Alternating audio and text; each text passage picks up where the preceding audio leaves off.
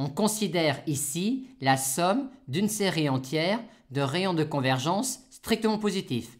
Et on nous demande alors de montrer cette formule-là où petit r est un réel strictement positif et strictement inférieur à grand R.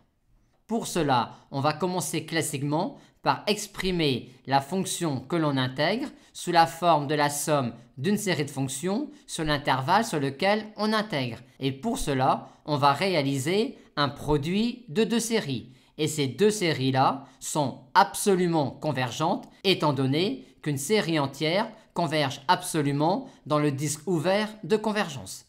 Et comme on a ici et là des séries absolument convergentes, on va pouvoir réaliser le produit de Cauchy de deux séries absolument convergentes, ce qui nous donne cela avec cette expression-là de Cnθ.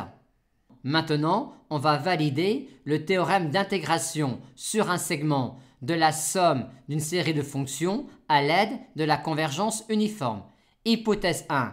Quel que soit n appartenant à n, θ donne Cnθ et continue sur le segment 0 de π.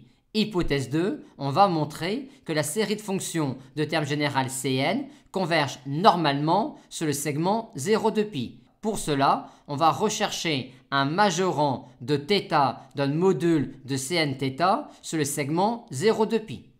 Et on a bien ici un majorant de θ donne module de Cnθ sur le segment 0 de π. Mais ce majorant-là est-il le terme général d'une série qui converge?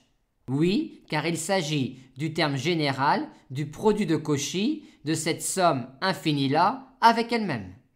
Et comme petit r appartient à 0R ouvert, on peut dire que cette série-là converge absolument et par conséquent, on a bien ici le terme général d'une série qui converge. Les hypothèses 1 et 2 étant validées, on peut maintenant intégrer cette relation-là sur le segment 0 de π terme à terme, ce qui nous donne cela. Maintenant, pourquoi cette égalité-là et pourquoi celle-là? Quand on va intégrer du Cnθ sur le segment 0 de π, on va intégrer cette quantité-là de 0 à 2π. Or, l'intégrale de 0 à 2π de exponentielle i sθ quand s est un entier relatif est nulle sauf quand s vaut 0.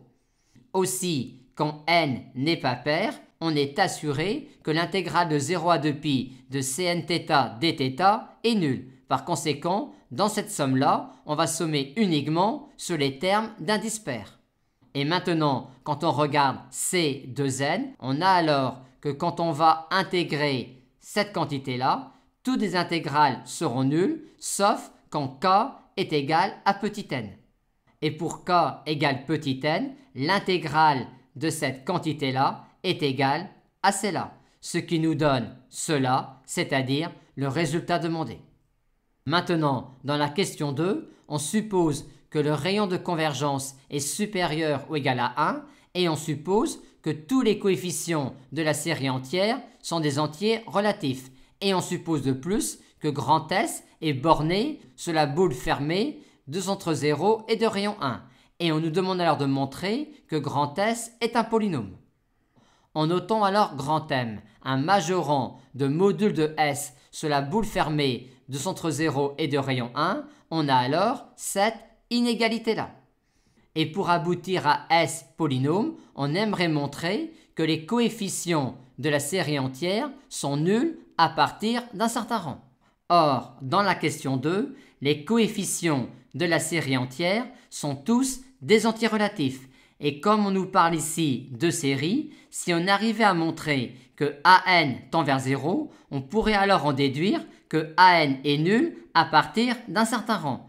Mais pour cela, il faudrait que l'on n'ait pas ici la série des modules de AN carré R de n, mais la série de termes général module de AN au carré. Et on nous a dit que grand R était supérieur ou égal à 1, d'où l'idée de s'intéresser à la série de termes général module de AN au carré.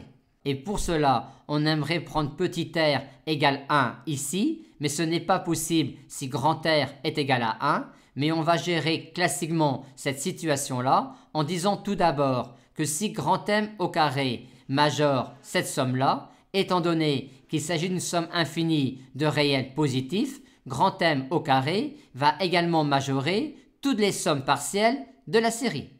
Et maintenant, on peut, dans cette inégalité-là, passer à la limite quand petit r tend vers 1, ce qui nous donne cela.